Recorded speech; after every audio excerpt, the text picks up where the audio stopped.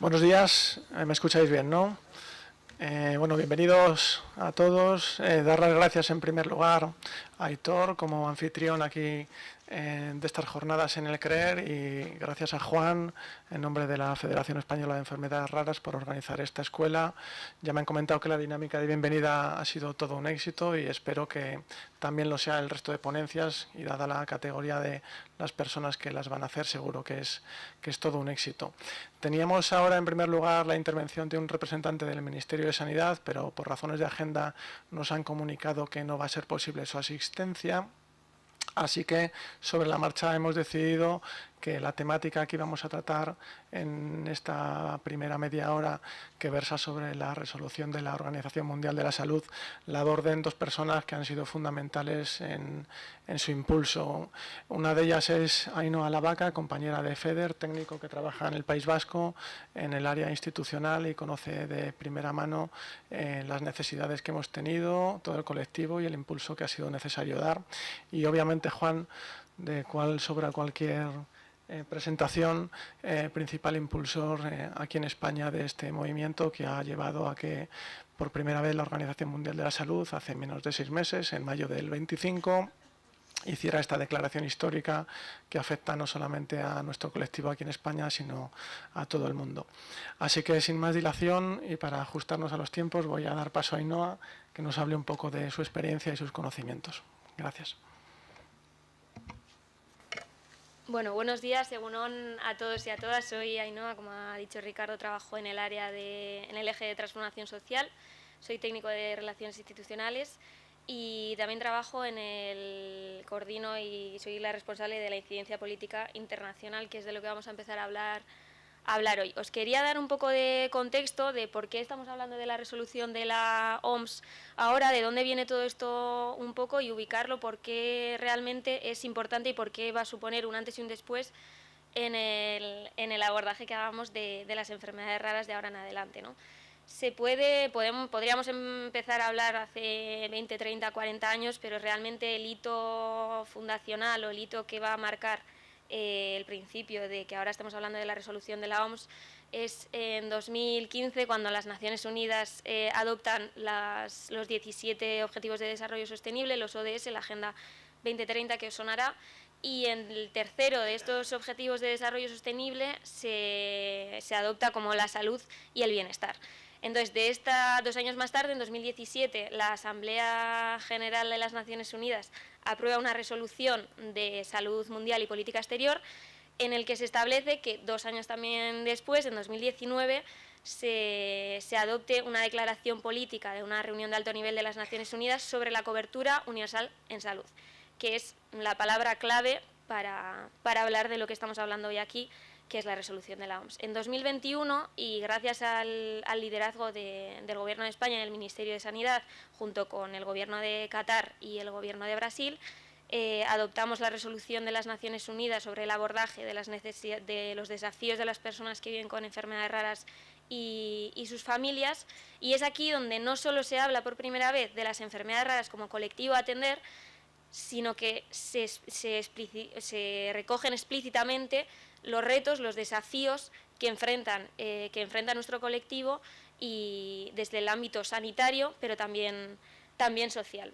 En 2023, y siguiendo el proceso habitual de revisión de las resoluciones de las Naciones Unidas, se empieza a trabajar también con el liderazgo de España la revisión de esta resolución, y aquí es donde FEDER, en coordinación con Rare Disease International, RDI, que es la alianza internacional con la que trabajamos en este marco, conseguimos hacer aportaciones sobre el impacto socioeconómico que supone para una persona con una enfermedad rara sin diagnóstico y todo su alrededor, los cuidadores, las familias y las personas enfrentan por el hecho de estar en ese proceso de diagnóstico o tener una enfermedad rara, y también conseguimos incorporar identificar de manera explícita que las personas sin diagnóstico también enfrentan desafíos a tener en cuenta. Y en 2023 empezamos a trabajar con Rare Disease International, con el Gobierno de España, con el Ministerio de Sanidad, en lo que ya hoy podemos decir que se ha adoptado, que es la resolución de la OMS, que recoge en su mismo título que las enfermedades raras no solo son una prioridad de la salud mundial, sino que también suponen una cuestión de equidad y de la inclusión para de nuevo volver a ese 2019 y a la cobertura universal en salud. Y ahora, Juan, te doy paso para comentar un poco cómo has vivido todo este proceso y cómo hemos participado también desde FEDER en ello. Muchas gracias, Ainhoa. Disculpar a la presencia hoy del representante ministerial, que nos iba a trasladar también cuál ha sido la implicación del Ministerio de Sanidad. Pero bueno, como decía Ainhoa y Ricardo, he tenido la oportunidad, representando a la Federación Española de Enfermedades Raras, de acompañar en todo este proceso, ¿no?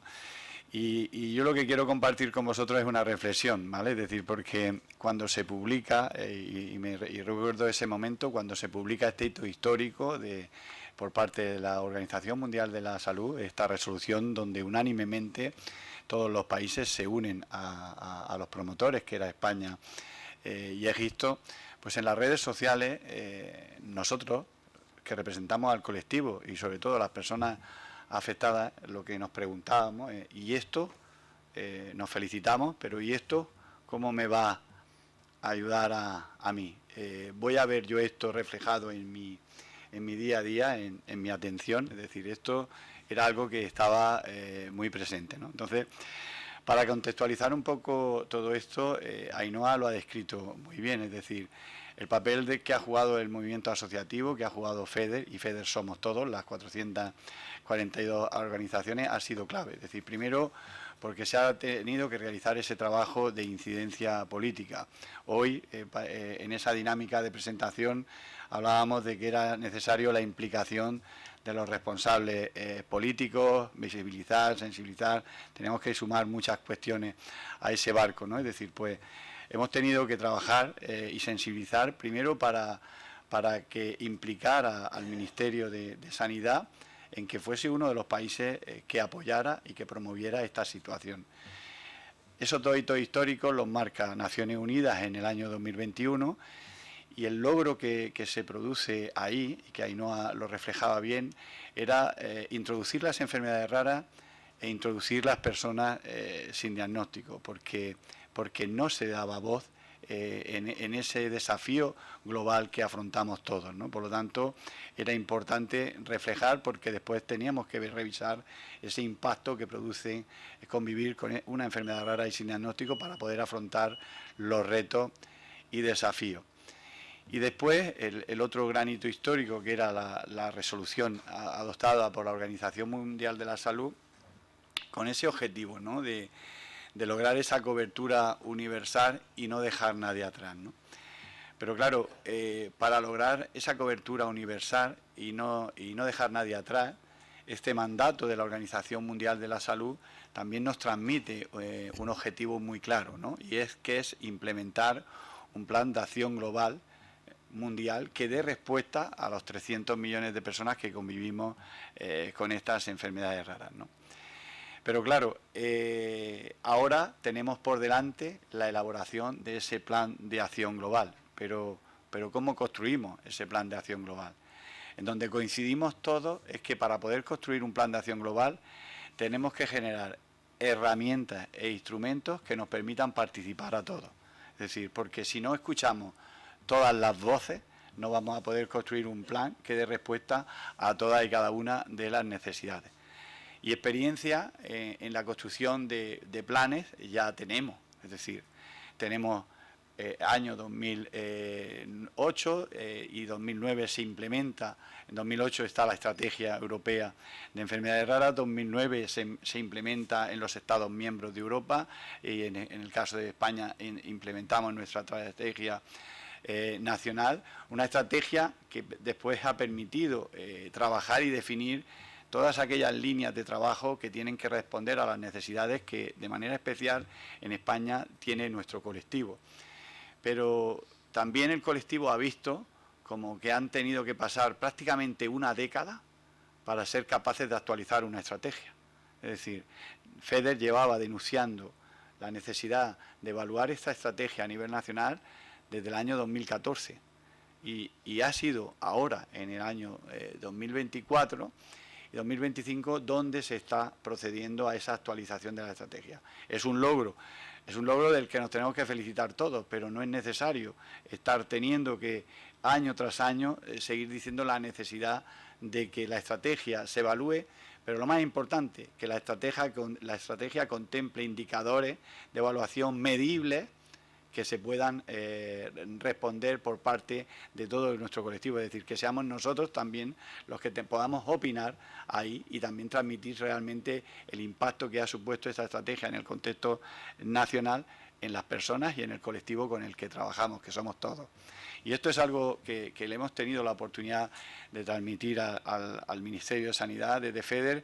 Hemos valorado positivamente que se haya incorporado a los pacientes en esa evaluación y sobre todo hemos valorado que se haya realizado y que se esté realizando. Esperamos que esos trabajos estén finalizados y el año, hace apenas unas semanas se presentaba ya esa evaluación y esa actualización, pero el documento final esperamos que en febrero del 2026 pues todos lo podamos conocer. Pero quiero introducir ese aprendizaje en el contexto nacional para llegar trabajando de esa parte local a lo global, es decir, al trabajo que tenemos que realizar a nivel internacional. Y ahora, con ese mandato que nos resulta, que nos traslada la Organización Mundial de la Salud, de construir ese plan de acción global, esto lo tenemos que hacer, como antes he dicho, trabajando todos juntos y unidos. Y esto es clave, es decir, porque igual que España y Egipto han sido los dos países promotores a nivel institucional, pues Rare Disease International, la red internacional a nivel mundial de enfermedades raras, junto con FEDER, también han sido quien ha liderado, apoyando desde el movimiento asociativo, esa resolución. Pero no estamos todos, es decir, tenemos que ser capaces de implicar a todos los colectivos en el contexto mundial para elaborar ese plan de acción global. Pero pensar también una reflexión que yo quiero transmitir, porque, y vuelvo a esas palabras del inicio, es decir, el plan de acción global no es una resolución definitiva, no es vinculante, ni obliga. Mirad lo que acabo de decir, no es vinculante y no obliga. Refleja unas recomendaciones para que los diferentes países lo implementen en todo el mundo. ¿Eso qué quiere decir? Pues quiere decir que cada uno de nosotros en España y en el resto de países a nivel mundial, el movimiento asociativo tiene que trabajar e impulsar con los responsables, con los tomadores de decisión en cada uno de los países, que esas recomendaciones que seamos capaces de incorporar en ese plan de acción global se cumplan en el país donde cada uno de ellos estamos. Y esto es algo que tenemos que tenerlo muy presente. Y os quiero poner de forma breve un ejemplo muy claro, es decir, hace 2 días hemos tenido la oportunidad de unir voces en el ámbito de Iberoamérica. Sabéis que FEDER también tiene una estrecha relación con Iberoamérica a través de nuestro servicio de información y orientación y también impulsando el movimiento asociativo y la cohesión a través de la constitución de la Alianza Iberoamericana de Enfermedades Raras, Huérfanas o Poco Frecuentes, que hoy aglutina a más de 700 organizaciones en 19 países de Iberoamérica. Y lo que hemos querido construir, escuchando a 18 voces legitimadas de nuestro movimiento asociativo, es poner encima de la mesa cuáles tienen que ser esos retos y esos desafíos que afrontamos. Y que ese documento, el plan de acción global, debe de incorporar. Es decir, y esto es importante, es decir, porque cada uno de nosotros puede hacer cualquier incorporación a ese plan de acción global.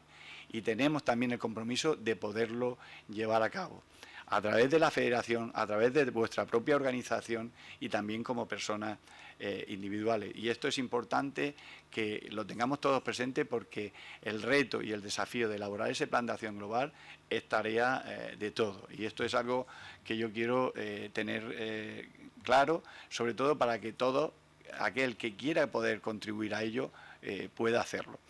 Y decía que en esa unión de esas 18 voces, al final, ocurre lo mismo que nos ha ocurrido en la dinámica, es decir, que en las 4 frases que que hemos ilustrado los 4 grupos en ese barco, más todos los ingredientes que íbamos sumando a ese barco, pues prácticamente hay un denominador común en donde todos conocemos. Hablamos de esa falta de información en nuestro colectivo, es decir, pero es que apenas hay experiencias de registro de nacionales de enfermedades raras. España cuenta con un registro de enfermedades raras, pero cuenta con un registro de enfermedades raras que a día de hoy solo dispone de información de 29 enfermedades raras, 29 de 6.528 enfermedades raras que tenemos identificadas, con otro hándicap, donde todas las comunidades autónomas no han sido capaces de volcar y compartir la información. Y si queremos construir sistemas de información y queremos mejorar la información de enfermedades raras, pues lo que tenemos primero que realizar es el aprendizaje de que todos los profesionales compartamos la información. Las personas que conviven en primera persona con la enfermedad rara no son propiedad de ningún profesional.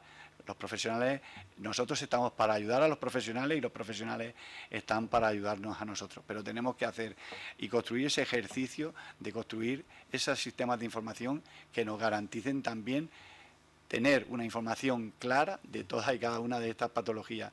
Pues existe esa carencia de registros estatales no solo en Europa, sino en Iberoamérica. Es decir, en Iberoamérica solo hay 2 países que han hecho alguna experiencia similar, que son Colombia y Argentina.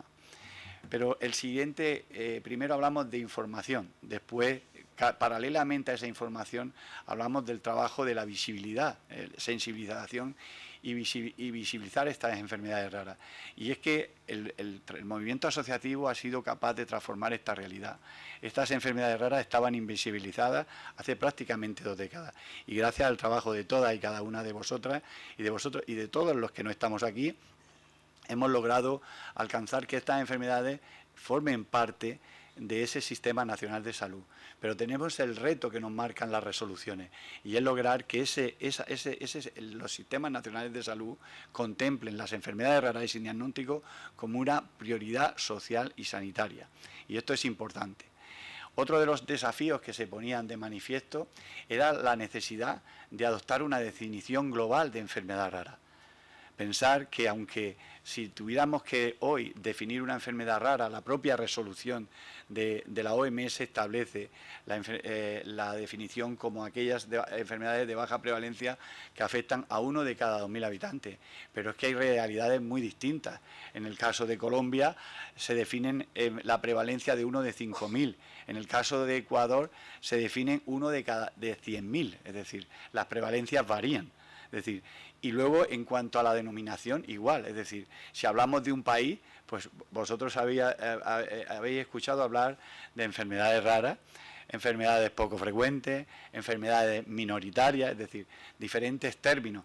Si nos trasladamos a nivel internacional, pues igual, es decir, el término inglés, rare disease, a nivel mundial, pues quizás sea el que más nos engloba y con el que todos nos identificamos. Nosotros en España hemos hecho esa traducción a nuestro idioma, y de igual forma en otros países, por ejemplo como Argentina, el propio marco normativo define estas enfermedades raras como enfermedades poco frecuentes, o en el caso de Colombia, pues se definen como enfermedades huérfanas, o países como Ecuador, donde a estas enfermedades les llaman catastróficas. Es decir, por lo tanto, lograr una definición global de enfermedad rara es otro reto y otro desafío que tenemos que contemplar dentro de ese plan. Otro de los retos y desafíos que tenemos que afrontar es el diagnóstico precoz. El Consorcio Internacional de Investigación habla de que hay que lograr un diagnóstico precoz de estas enfermedades raras en menos de 1 año. Pues tenemos que, para que eso sea una realidad, en España hay que hacer muchas más cuestiones. Primero, que las personas sin diagnóstico, desde hace 1 año, tienen un código de identificación, el código 616874. Eso es muy fácil decirlo, es muy fácil pronunciarlo, pero la persona que a día de hoy, y he tenido la oportunidad ya de conocer hoy aquí algunas personas que se encuentran en ese peregrinaje todavía, es decir, pues esa persona tiene nombre y apellido, y además de tener nombre y apellidos tiene un código. ese código que yo he hecho referencia. Pues lo que tenemos que lograr es que ese código se comience a implementar en nuestro Sistema Nacional de Salud, para que si mañana la Asociación Objetivo Diagnóstico, cualquiera de nosotros, hacemos una consulta al Ministerio, podamos saber también cuántas personas con nombre y apellido tienen y se encuentran en esa búsqueda de diagnóstico. Y tenemos que lograr, y se lo decía hoy a su presidenta, tenemos que lograr que igual que en Naciones Unidas se contempló el colectivo de personas sin diagnóstico a propuesta de la Federación Española de Enfermedades Raras, lograr también que el Plan de Acción Global que se va a construir recoja e incluya el plan a las personas sin diagnóstico, porque aquí no sobra nadie, y esto es algo que lo tenemos que tener muy presente. De igual forma, en el área de diagnóstico en España necesitamos muchas más cosas. Necesitamos implementar la medicina genómica personalizada y de precisión, necesitamos que iniciativas como INPA Genómica se consolide con los recursos necesarios, necesitamos que programas específicos de casos sin diagnóstico, como SPEN-UDP, liderado por el Instituto de Salud Carlos III, o ENOT, liderado por Ciberer, tengan los recursos necesarios para tener continuidad, o necesitamos programas como el programa Única, que ha permitido interrelacionar a 30 hospitales para trabajar con población pediátrica. Ese sistema de trabajo coordinado, trabajo en red y compartir el conocimiento se establezca, y también eso se vea reflejado en ese plan de acción global. Y esto era algo que esas voces legitimadas en Iberoamérica transmitíamos ya en estos 2 días que hemos estado compartiendo en Madrid, y que también tenemos que ser capaces de compartirlo nosotros aquí. Pero no solo queda ahí, es decir, en España todavía sigue siendo ese único país en Europa que no dispone de las especialidades de genética clínica, médica y de laboratorio. No existe, es decir, tenemos que seguir insistiendo al Ministerio para que ese Real Decreto se desarrolle y ya dejemos de ser ese punto rojo en Europa que no dispone de esa especialidad, porque teniendo esos profesionales tenemos que mejorar esa atención. Pero si nos vamos, quiero que conozcáis otra realidad. Es decir, en Latinoamérica hablaban de que había países que solo disponían de un genetista. Hablaba la compañera de Guatemala, es decir, ¿a qué desafío nos enfrentamos? A países que tenían un genetista, es decir, mirar la brecha y las diferencias que hay en la atención de un país como puede ser España a un país como puede ser Guatemala, es decir, y estamos hablando de construir un plan de acción global que tiene que recoger todas las necesidades. Es decir, cada uno de nosotros, estoy seguro que si ahora yo les preguntara, estamos convencidos de que seríamos capaces de decir cosas que todavía necesitamos que se hagan mucho más antes y de forma mucho más rápida. La palabra burocracia también está subida en ese barco, pues necesitamos, esto es lo que nosotros transmitimos, todo un movimiento asociativo, pero tenemos que también ser capaces de contemplarlo en ese papel, porque ese papel, como os decía, ni es vinculante, ni es obligatorio su cumplimiento a los países, y no se nos puede olvidar. Por lo tanto, el trabajo que realicemos nosotros en cada uno de los países en estos próximos tiempos va a ser clave para que ese país desarrolle acciones que contribuyan a mejorar todas esas acciones que debe de contemplar el plan de acción global. Otro de los retos que también tenemos que incorporar a ese plan de acción global es el acceso en equidad y en igualdad a los tratamientos. Es decir, y esto es una realidad, y es una realidad que tenemos que contemplar, que se tiene que ver reflejado en ese plan de acción global. FEDER ha hecho un esfuerzo enorme precisamente para garantizar esa equidad. Es decir, pero las varitas mágicas no existen, es decir, ya nos gustaría poder resolver y responder a todas y cada una de las necesidades a las que se enfrentan nuestras asociaciones, vosotros a nivel individual y todas y cada una de las consultas que recibe nuestro servicio de información y orientación. Pero es que a día de hoy, en cifras, Europa tiene 156 medicamentos huérfanos autorizados, de los que tan solo 104 se incorporan en nuestro Sistema Nacional de Salud. Es decir, solo el 67% se incorpora en nuestro Sistema Nacional de Salud. Y ustedes, igual que yo, somos papás o mamás de niños o somos familiares en edad adulta que conviven con estas enfermedades raras. Y yo siempre he dicho que a nosotros lo que nos falta es tiempo, y que el tiempo no lo vemos todos de forma igual. Es decir, ¿por qué?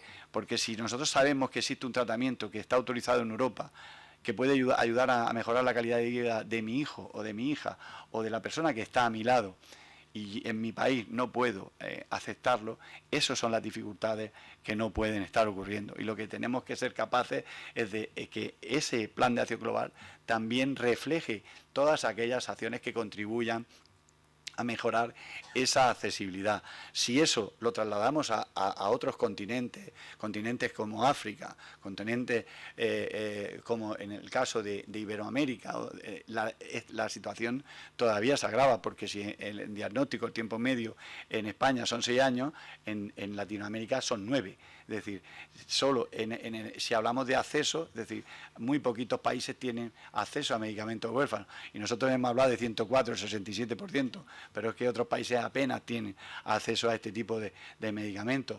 O otra cosa que es más difícil, es decir, nosotros tenemos el privilegio de tener la oportunidad de participar gracias a nuestro movimiento asociativo. Hay países como Nicaragua y Bolivia donde se les impide a las personas agruparse y constituirse en asociaciones.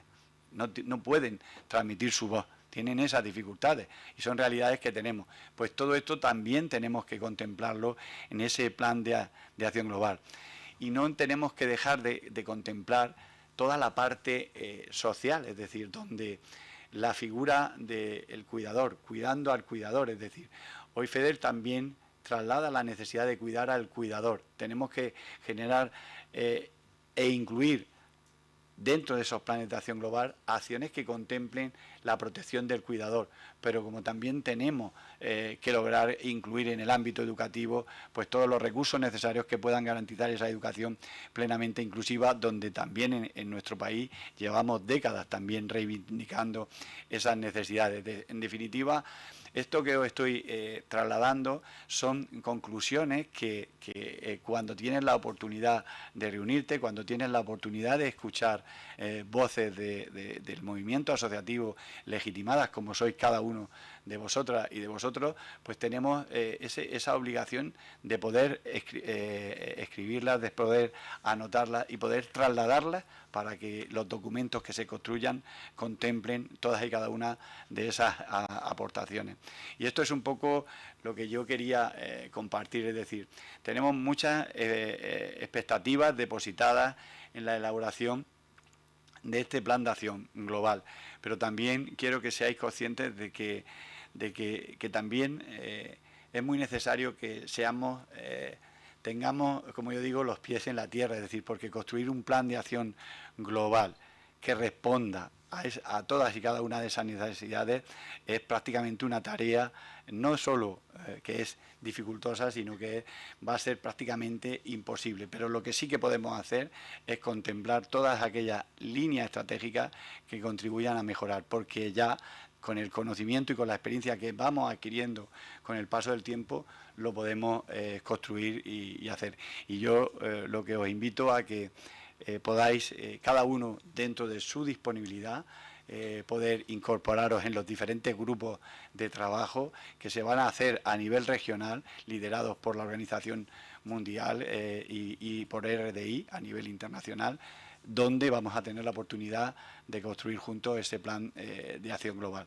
Y sobre todo, que como decía, que ese plan de acción global también pudiese contemplar indicadores de evaluación y, ¿por qué no soñar de que ese plan también pudiera tener un presupuesto específico asociado que permita desarrollar lo que el papel puede aguantar, porque el papel lo aguanta todo. Somos capaces de escribirlo de la mejor manera, pero luego implementarlo y desarrollarlo cuesta mucho más. Por lo tanto, tenemos que lograr que, con la ayuda de todos, exigir también que esas partidas presupuestarias para responder a esos indicadores se contemplen. Así que eso es lo que no he sido el Ministerio quien lo ha transmitido, pero sí que he sido hoy una voz como cada uno de vosotras y de vosotros, que defiende esos derechos en cualquier lugar del mundo y que no tenemos que cesar hasta conseguirlo. Así que muchísimas gracias e invitaros a construir juntos este plan de acción global.